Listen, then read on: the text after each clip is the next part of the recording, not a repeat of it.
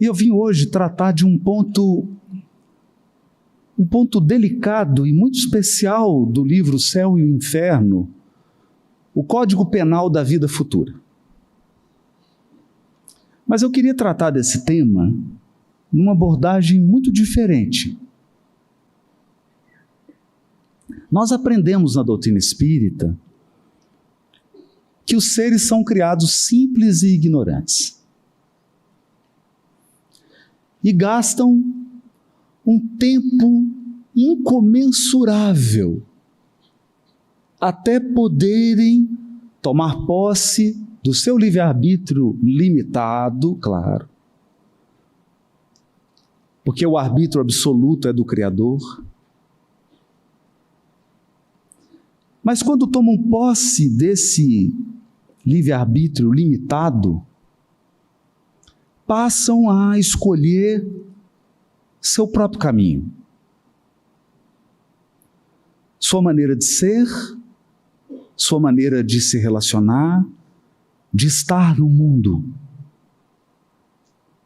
E interagem com os outros seres e com a vida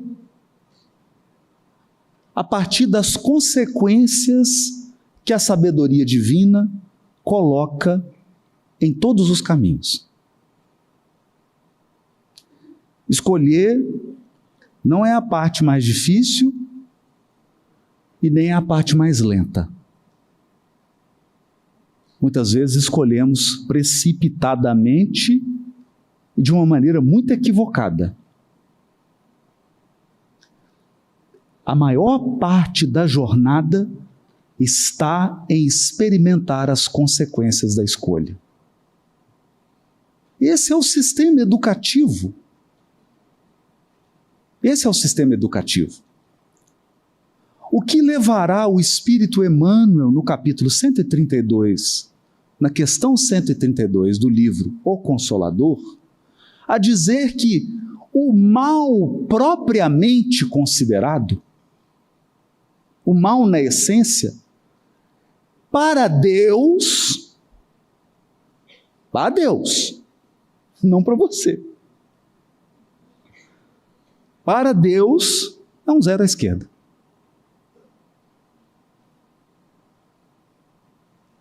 Porque ele é algo que desponta que vai se apagar.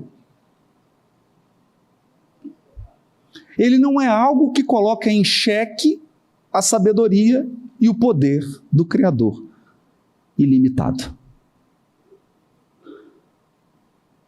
Portanto, a preocupação de Deus não é com o mal. A preocupação de Deus é com o aprendizado.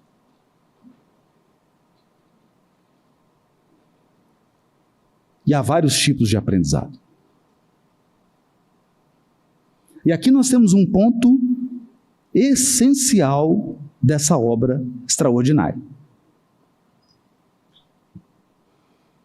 Uma vez dotados de livre-arbítrio, nós podemos cometer dois tipos de erro. Ou produzir o mal de duas maneiras que são muito distintas. A primeira delas é por conta da experiência, ou da falta dela. A inexperiência nos leva a avaliar mal, refletir mal, sentir de forma equivocada e agir de forma equivocada. Nessa hora, o remédio é ganhar experiência. Ganhar experiência. E nisso, o Pai de eterna sabedoria, amor e justiça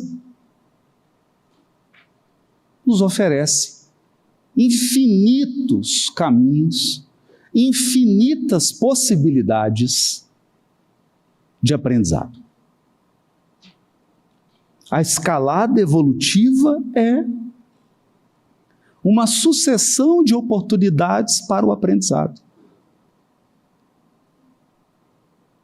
E Quanto mais experiência, mais aprendizado. E aqui eu não estou falando de um aprendizado puramente intelectual.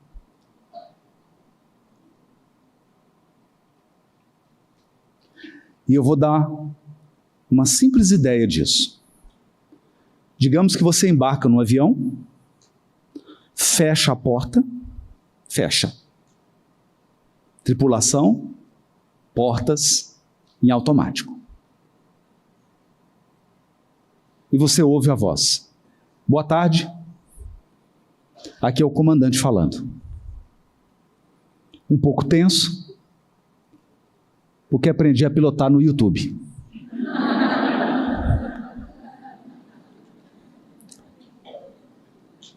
Estou esperançoso. Acho que vou decolar bem. Espero pousar. Você fica? Essa é a diferença.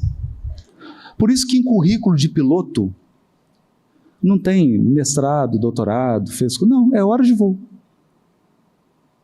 Hora de voo. 10 mil horas de voo, 20 mil horas, 40 mil horas. Hora de voo. E tem um amigo, o Mauri, que está assistindo. Um beijo, Mauri. Ele diz assim: piloto bom é aquele que o número de decolagens é o mesmo número de pouso. Faz sentido. Né? Faz sentido.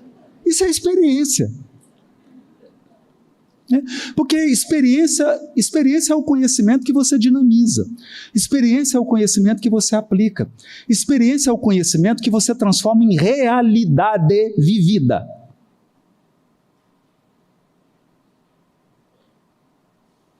Não é só aquilo que está na sua mente. É aquilo que se concretizou.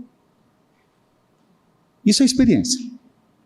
Então, espíritos experientes são espíritos que dinamizaram o que talvez nós já saibamos.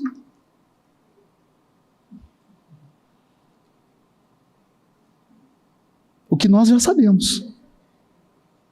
E ainda não dinamizamos. Mas há um outro tipo de erro. Um é fruto da experiência ou da falta dela. O outro erro é fruto da incongruência.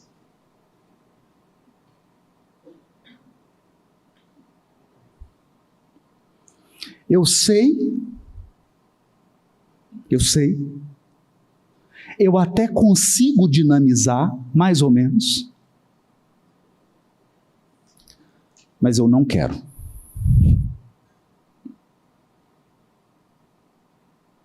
Eu não quero.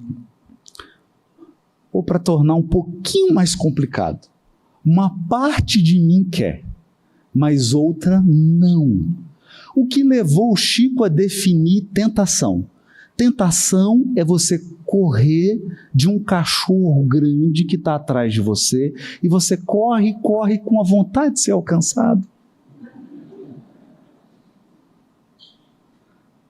Você quer fugir e não quer.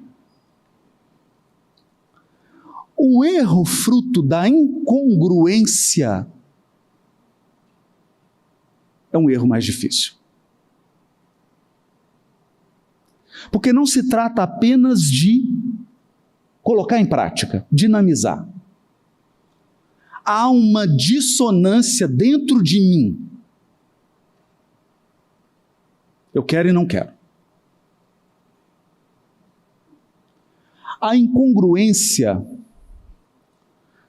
se manifesta numa forma de pensar, numa forma de sentir e numa forma de agir. Portanto, num modo de ser. Num modo de ser. Eu penso, sinto e ajo de uma maneira porque me identifico com essa maneira de pensar, sentir e agir, portanto se tornou um modo de ser.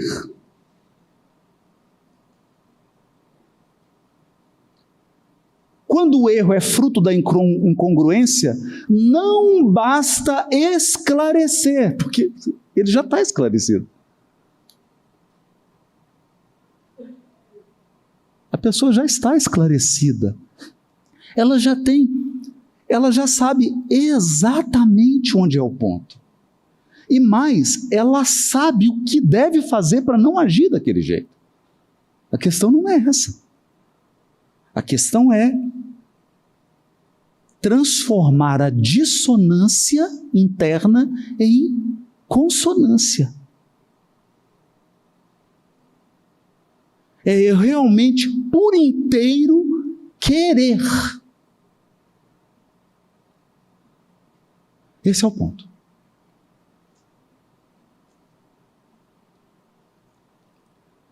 Então, todos nós aqui passamos por situação na nossa vida, situações várias, na família, no relacionamento, em todos os ambientes de trabalho, em que você quer ajudar a pessoa e você recebe a seguinte resposta: falada ou inarticulada? Eu não quero ser ajudado. Eu não quero.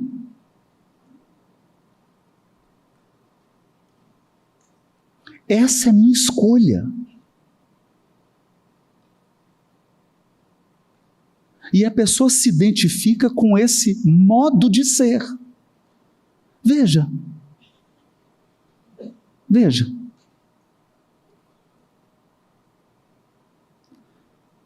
Por isso que é muito diferente falar de justiça humana e de justiça divina. Porque, falando bem abertamente, justiça humana é controle social. Filosofia do direito. A turma do direito aí. Sabe disso. Controle social.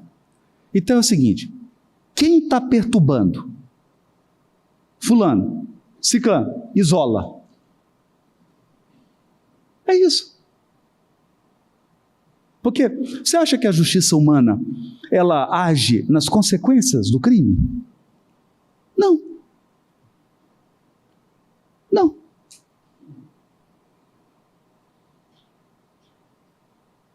Ela tem uma missão. E que desempenha mal, né? Vamos combinar, né? Isolar. Justiça divina, não. Isolar onde? Isolar onde? O que nós aprendemos no capítulo 2 do livro A Gênese? O universo está mergulhado no fluido cósmico, nós estamos na presença divina. Te isolar onde? Onde que eu vou te colocar? Com toda a sua perturbação? Fora? Que fora? Fora da onde? Então o desafio da justiça divina não é controlar. O desafio da justiça divina é atuar no modo de ser.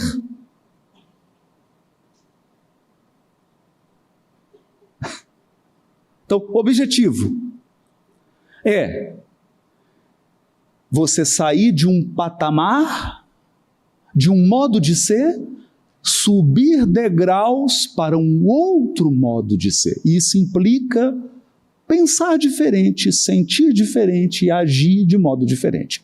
E aqui está um desafio. Então, é isso. Por isso, Kardec começa o Código Penal da vida futura dizendo o seguinte: a sabedoria divina estabeleceu penas que são perfeitas. Perfeitas. Cada gênero de imperfeição tem o seu sofrimento correspondente. Falamos disso de manhã.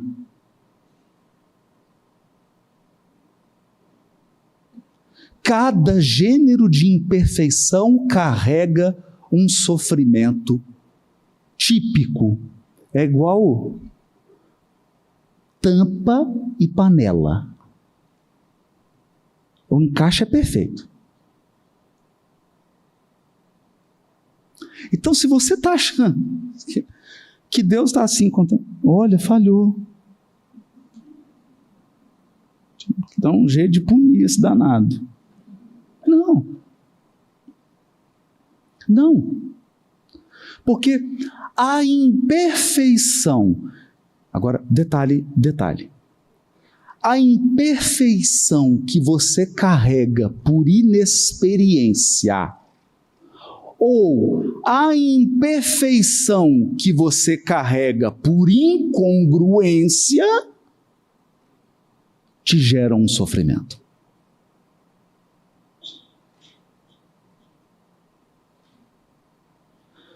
Se o problema é falta de experiência, você precisa de desenvolvimento espiritual. Se o problema é incongruência, o trabalho é mais profundo. O trabalho é mais profundo.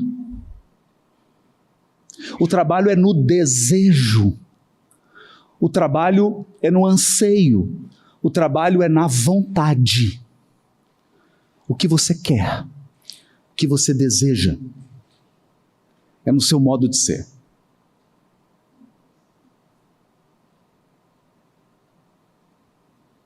Então esse é o primeiro ponto. E por que isso? Porque na criação divina, também, Emmanuel, início da questão 132. A lei é universal, é uma só. É a lei de amor para toda a comunidade universal. É isso. Então, o que significa isso? Não pode estar bom só para mim. Então, pisar no pé dos outros é bom? Se você responder depende, não é bom. Porque pisar no pé dos outros é bom? Depende. Depende do quê? Se o meu pé está embaixo ou se o meu pé está em cima. Não é? Pisar no pé é bom? Depende. Eu sou o pé que pisa ou o pé que é pisado? Se você falou depende, acabou. Porque eu feri a regra da harmonia universal. O bem comum. O bem comum.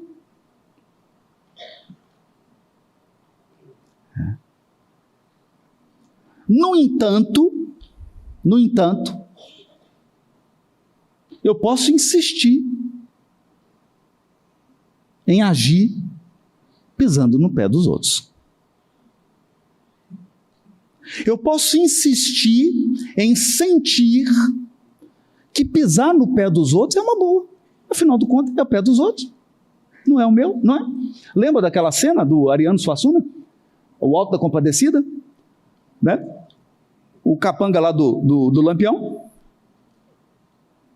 ia atirar no padre. Falou, nossa, matar padre dá um azar. Aí o padre falou assim, sobretudo para o padre. Não é? Então eu sinto, nossa, qual o mal de pisar no pé dos outros? Eu sinto, né? Não tem nenhum mal, né? Eu penso, eu construo todo um sistema. Não, depende do pé. Tem pés e tem pés, né? Não tem problema. A questão é que, Emmanuel, a providência divina não desce para errar conosco.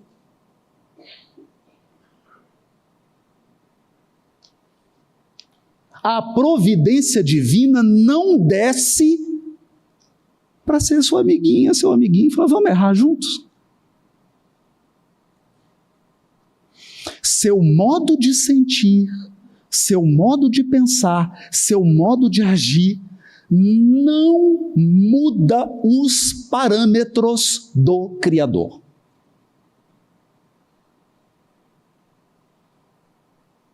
Isso é importante, gente.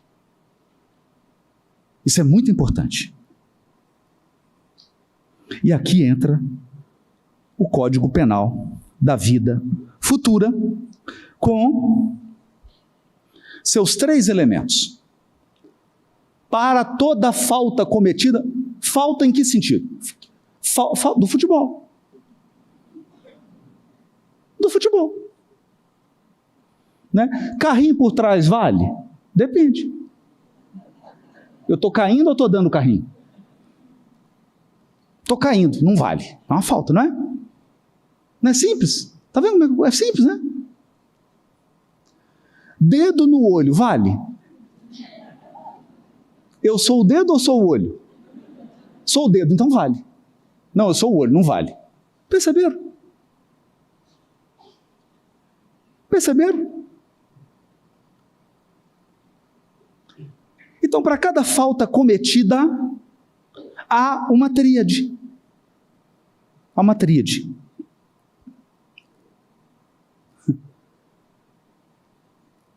Arrependimento, expiação, reparação.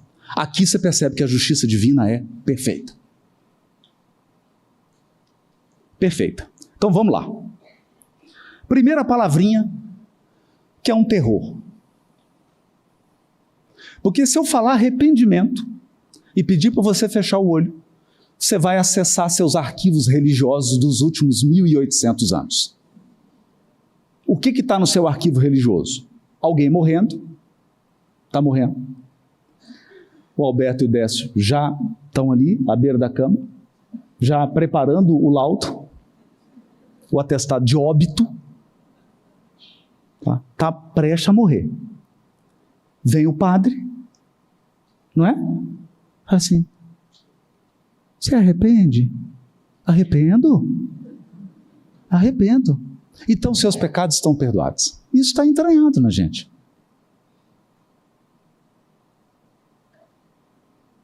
Está entranhado. É. Só que a palavra arrependimento, no sentido bíblico, e eu vou lá na raiz, arrependimento na raiz bíblica é techuvá. Techuvá é retorno. Então, olha que bonito. Eu estou na estrada, a esposa liga, fala, bem, você está onde? Estou na estrada tal. Está na estrada errada. Não, pegou a estrada errada, bem. Peguei. Mas estou arrependido, viu, amor? Vai adiantar alguma coisa? Então o que você faz? Retorno. Retorno. Então, a palavra que foi traduzida na Bíblia por arrependimento, tanto em grego quanto em hebraico, é techuvá. Techuvá é fazer o retorno. Haroldo, então você está dizendo que andei 100 quilômetros na estrada errada. 100 para voltar, mas 100 para avançar no caminho certo. Retorno. Techuvá é retorno. Porque, veja, o que precisa acontecer aqui? Eu preciso me dar conta de que meu modo de pensar, meu modo de sentir, meu modo de agir me colocou na estrada errada. E eu tomo a decisão de mudar meu modo de pensar, meu modo de sentir, meu modo de agir. Uma vez tomada essa decisão, você fez techuvá, você se arrependeu.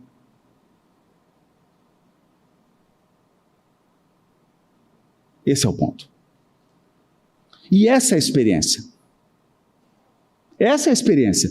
Por isso que a pessoa experiente, ela diz assim, melhor Se afastar um pouco o microfone.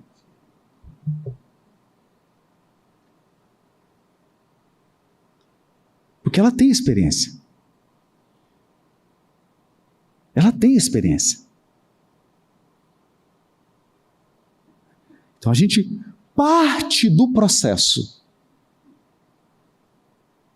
Parte do processo da falta é esse retorno. Então eu absorvo que o meu modo de ser me colocou num caminho que não foi favorável, nem a mim e muito menos nas pessoas que convivem comigo.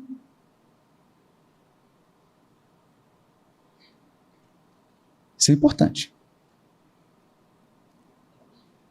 Isso é muito importante. Porque se não houver isso, acontece um caso clássico. Muitos de nós estão em processo de expiação da mesma falta há 2000 anos.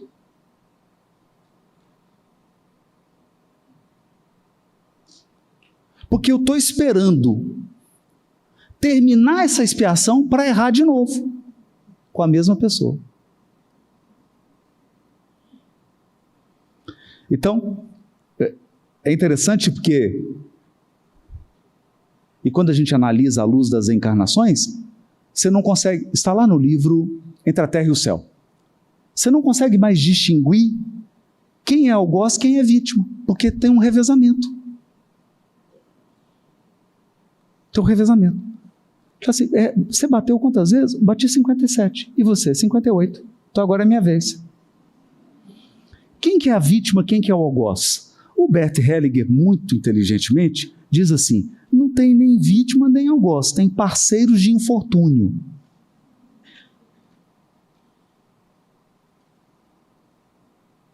Parceiros de infortúnio. Às vezes o casamento se torna isso, uma parceria de infortúnio. Hoje é dia de quem azucrinar quem mesmo? Não, hoje é seu dia. Amanhã é o meu. Então eu entro numa escala. Sem o retorno, sem que eu me dê conta que esse caminho é modo de ser. Não é? Você pergunta a pessoa assim, oi, Lagodê, como anda? Aí ele fala, com as duas pernas. É isso que ele responde? Não, ele fala, está tudo bem, Haroldo. Como é que anda a família? Está boa. Como anda? Andar é modo de ser. Precisa mudar o modo de ser. Do contrário, não há progresso moral e intelectual. Sem progresso moral e intelectual, a imperfeição permanece. E com ela, a alma gêmea dela. Qual que é a alma gêmea da imperfeição? O sofrimento. Cada imperfeição tem uma alma gêmea, um sofrimento correspondente. Eles estão sempre juntos. Esse é o primeiro passo. Eu vou pular o segundo. O segundo é mais complicado. Vou para o terceiro. Reparação, que não tem na justiça humana. Não tem. Não tem. Matei uma pessoa, como é que repara? Ressuscitando o morto? Repara como?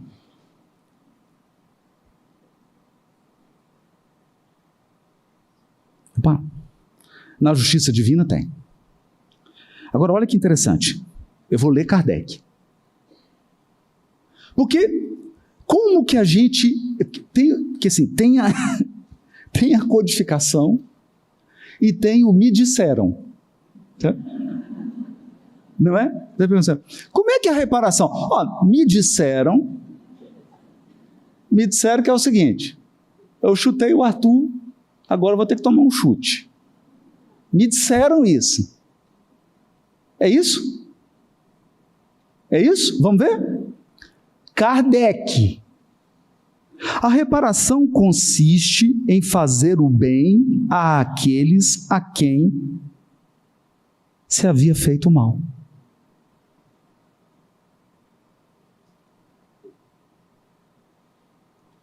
Tem nada disso do me disseram. Então, fulano, você fez mal para quem? Para essa lista aqui. E agora? Agora você tem que fazer o bem para eles. Fazer o bem. O que você tirou? Tirei isso e isso. Vai devolver tudo.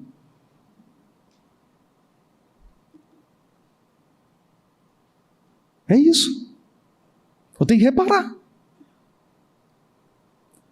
Eu tenho que colocar a pessoa, no mínimo,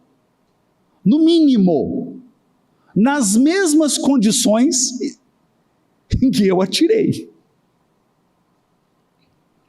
É por isso, gente, é por isso que a pessoa fala assim, não, agora eu vou ser feliz, negócio de responsabilidade afetiva, isso é papo de espírita tradicional, né? Nós estamos precisando atualizar a codificação, né? Negócio de responsabilidade afetiva, o quê? Né? Aí o que acontece? Você vai dar uma brincada ali, cria vínculo, a pessoa fica meio perturbadinha e você vai embora. E contra outro, faz a mesma coisa, promete mundos e fundos, não cumpre, a pessoa fica meio perturbadinha, depois você vai embora. Tá tudo certo. Ninguém vai te interromper na sua semeadura.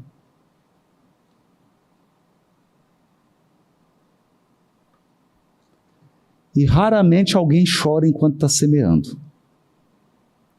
O choro come é na colheita. Por isso que Emmanuel diz assim, é preferível chorar sobre os grilhões da resistência do que sorrir sobre os narcóticos da queda. Geralmente quem está caindo está embriagado ou drogado.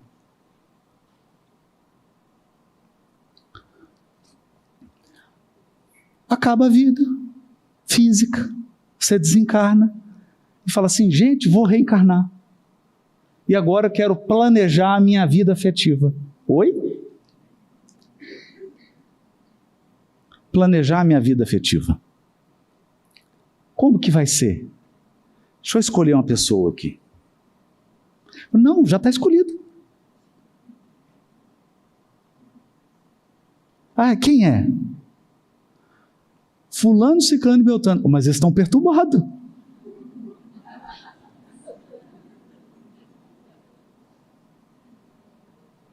Então, mas eu vou ter que relacionar com eles? Mas eles estão perturbados. Quem perturbou?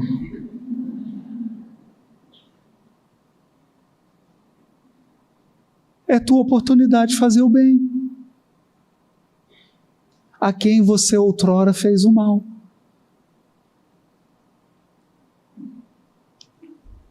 É isso. Reparação. Quem não repara seus erros numa existência por fraqueza ou por má vontade,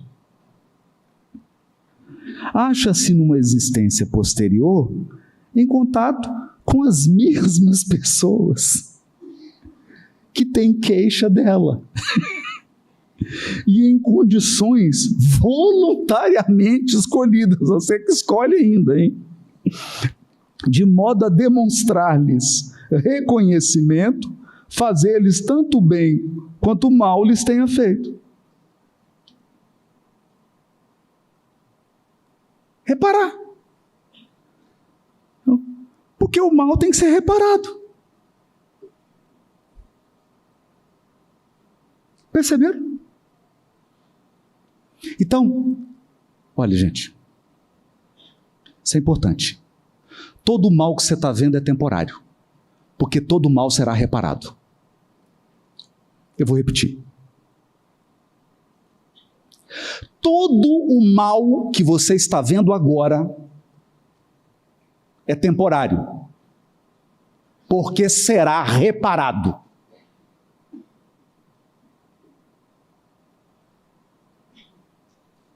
Porque será reparado. Então eu me lembro, estava em Pedro Leopoldo e andando com o Arnaldo Rocha. Aí ele deu o bracinho assim, está andando. Ele falou assim, eu vou te contar uma boa. Falei, fala, Arnaldo. Rapaz, eu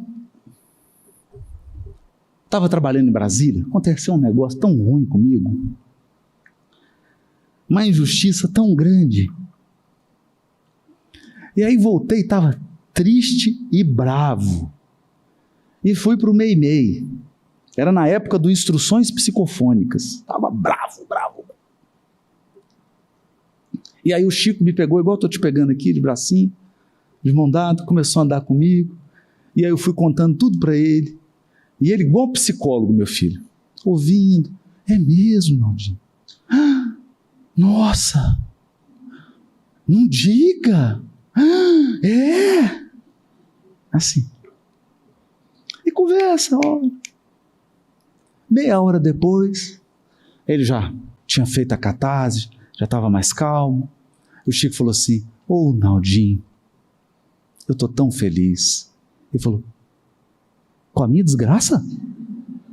Ele falou, não, Naldinho, é que nessa vida, até agora, você só está apanhando. Ainda não bateu. Mas a melhor foi com o Quincas Veloso, irmão do Marival Veloso, presidente da União Espírita Mineira, Federação de Minas. Quincas Veloso tinha uma atividade com o Chico e o Beraba. E aí o que acontece? Tinha um escritório de contabilidade. Vocês entraram no escritório, arrombaram o escritório de contabilidade dele e não só levaram tudo, mas destruíram. Gente, não dá para entender, né?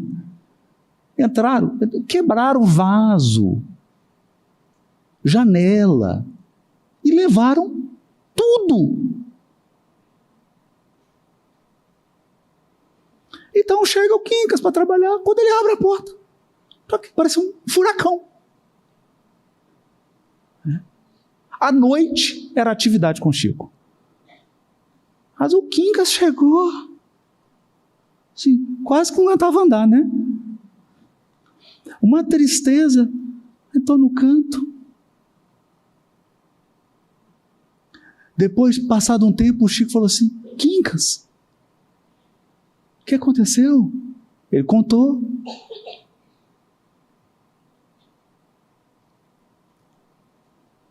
E o Chico ali com ele, aquele carinho todo, um silêncio. O Chico virou para o Quincas e falou assim, ô Quincas, é tão bom devolver.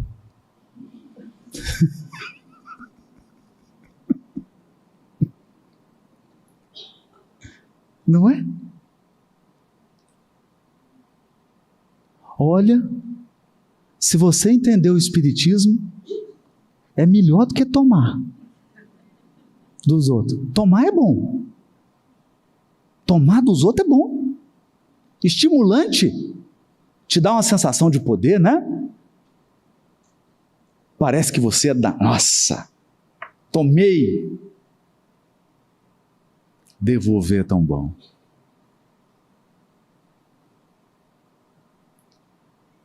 Porque se você devolve com consciência,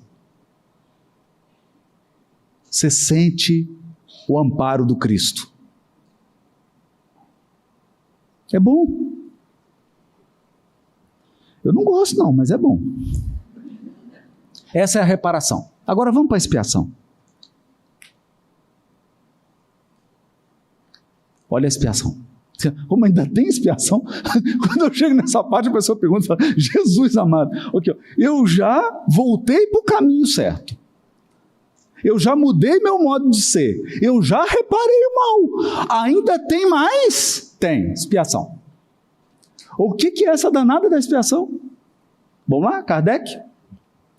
Até que os últimos vestígios da falta desapareçam.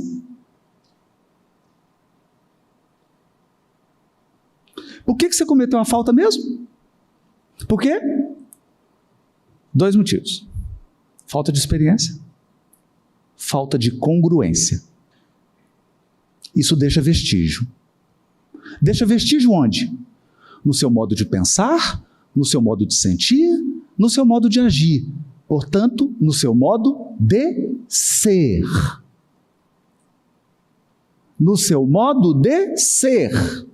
Até que os últimos vestígios da falta desapareçam, a expiação consiste nos sofrimentos físicos e morais que lhe são consequentes, seja na vida atual, seja na vida espiritual, após a morte ou ainda em nova existência corporal. Então é o seguinte, vamos lá. Quem que é a alma gêmea da imperfeição? O sofrimento. Se eu tenho a imperfeição porque eu sou inexperiente, enquanto eu não adquiro experiência, ficam os vestígios de sofrimento decorrentes da minha imperfeição. Faz sentido? Então, limpei o copo. Imagina se você vai tomar água na casa da pessoa, ela fala assim, ó, pode tomar à vontade, eu limpei 80% do copo.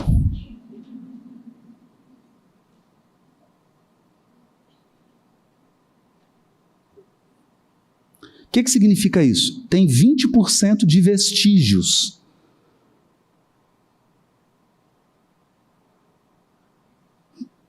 É isso. Vestígios de imperfeição deixam vestígios de sofrimento. Faz sentido? 100% de imperfeição deixa 100% de sofrimento. 80% de imperfeição deixa 80% de sofrimento. 1% de imperfeição. 1% de sofrimento. Vestígios.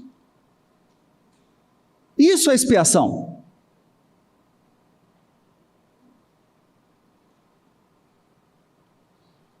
Isso é expiação. Então a expiação consiste em depurar imperfeições para que sofrimentos sejam depurados.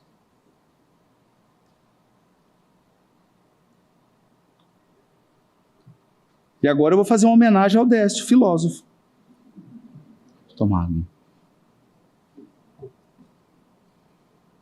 Tem que fazer uma homenagem agora.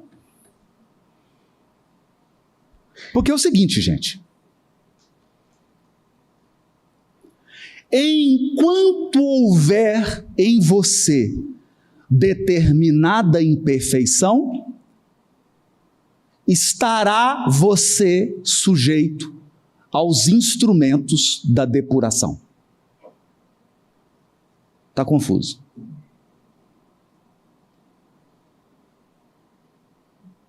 Eu vou simplificar. Até quando eu vou ter que aturar fulano? Depende. Fulano está na sua vida te depurando por conta de qual percentual de imperfeição? 90%? 80%? 70%? 20%?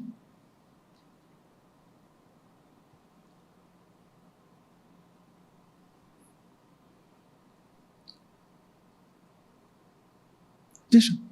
Isso é incrível. Então agora vamos mudar os nomes.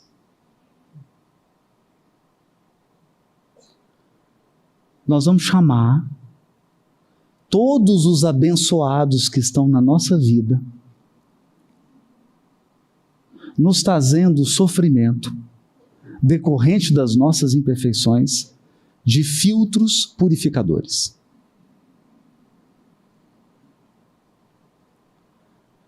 Até quando a água precisa ser filtrada? Até ficar pura.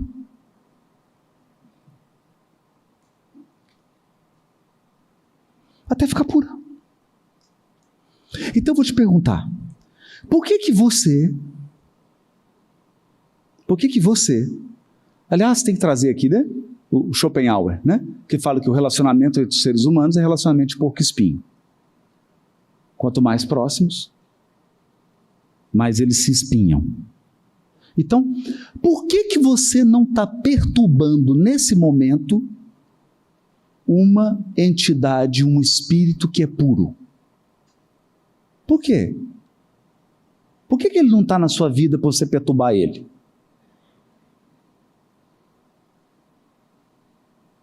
Porque ele não precisa de filtro. Ele não precisa de purificação. Então, os instrumentos purificadores permanecerão na nossa vida até que as imperfeições sejam sugadas. Ou como diz Jesus na Boa Nova, Levi, até que a esponja do tempo sugue as imperfeições humanas. Faz sentido? Isso é expiação. Por isso você está num mundo de celeste. Celeste. Porque está todo mundo revoltado, está tendo guerra, você está num mundo celeste, né? Você tem razão de estar indignado. Está no mundo de expiação e prova. No mundo de expiação e prova, quais são os instrumentos que mais trabalham? Os instrumentos de purificação, expiação. E os instrumentos de adestramento. Porque se o meu erro é decorrente de inexperiência, eu preciso ser adestrado. Eu preciso ser treinado. Eu preciso ganhar experiência. Isso é prova. Prova é para te treinar.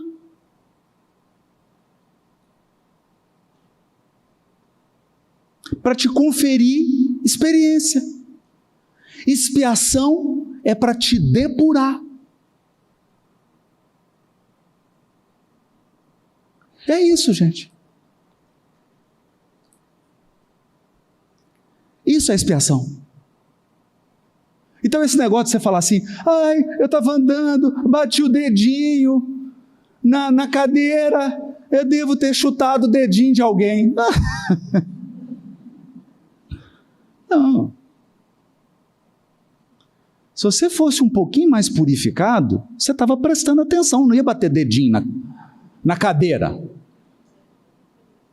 Você já viu anjo com déficit de atenção?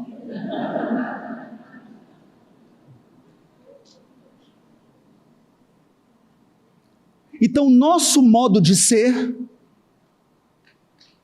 imperfeito, porque eu penso de modo imperfeito, eu sinto de modo imperfeito, e eu ajo de modo imperfeito, me coloca no mesmo lugar dos instrumentos de purificação. Nessa hora, gente, você começa a falar assim, entendi, por que essa criatura não sai da minha vida? Por que eu estou sempre nessa situação? Por que eu estou enfrentando sempre esse gênero de dificuldade? Perceberam agora? Porque o espírito acha assim, ó, não, sua encarnação está programada. Sexta-feira, 9h13 da manhã, sua mãe vai ter 10 centímetros de dilatação. tal hora, 11 centímetros de dilatação. Não. Quem te disse isso?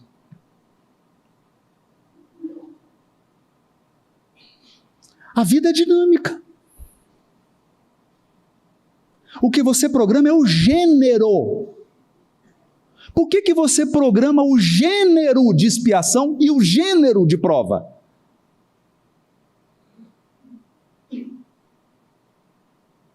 Porque a sua programação está baseada no seu gênero de imperfeição.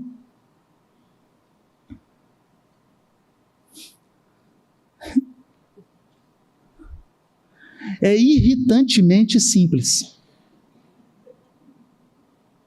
Porque você fala assim, os amigos espirituais falam, você fala, gente, como é que vai ser minha experiência afetiva?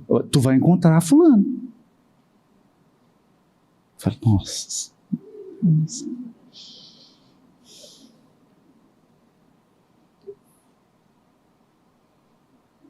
Qual que é a chance que isso tem de dar certo? As chances são boas. Se fosse totalmente ruim, a gente ia ter que adiar. Porque não tem programação para você falir. Só tem programação quando tem uma chance de você vencer. Então vem.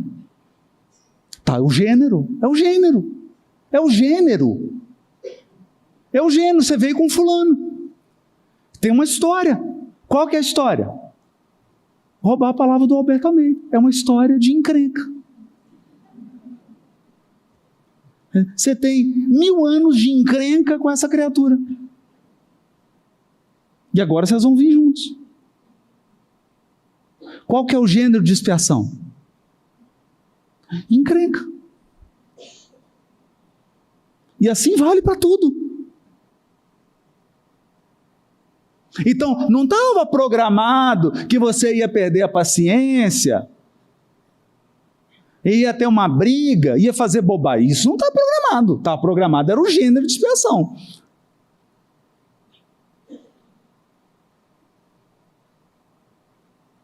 Por quê?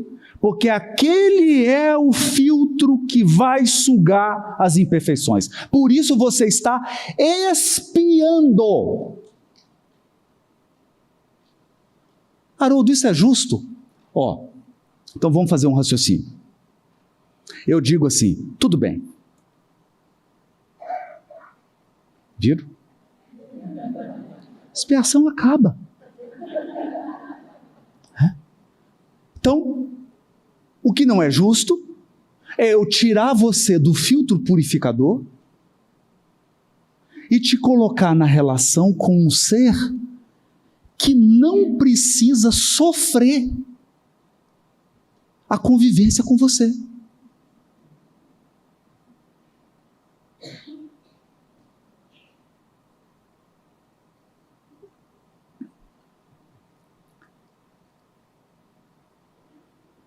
Então, a providência divina, que é amor infinito, diz assim: a gente quer muito que você esteja ao lado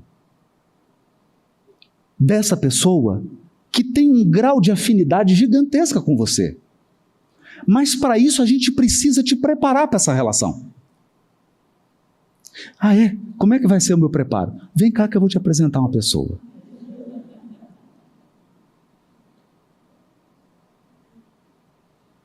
Até que os últimos vestígios da falta, ou seja, até que os últimos vestígios da imperfeição sejam purificados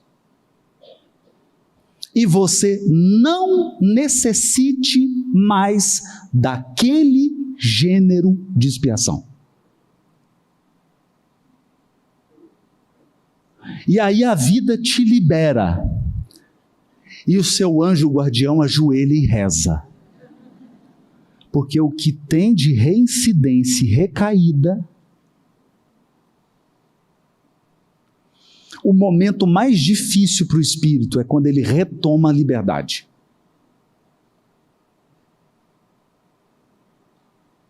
Retoma a liberdade. Retoma a liberdade afetiva, significa que ele pode escolher agora porque já expiou. Retoma as liberdades. Porque se ele não tem um compromisso com o aprimoramento espiritual, provas ou novas expiações vão trabalhar o aperfeiçoamento dessa criatura. Arrependimento, expiação e reparação. Esse é o Código Penal da vida futura, que condena. Deus condena cada um de nós.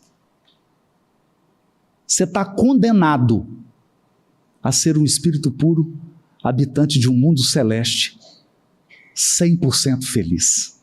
Aceita que dói menos.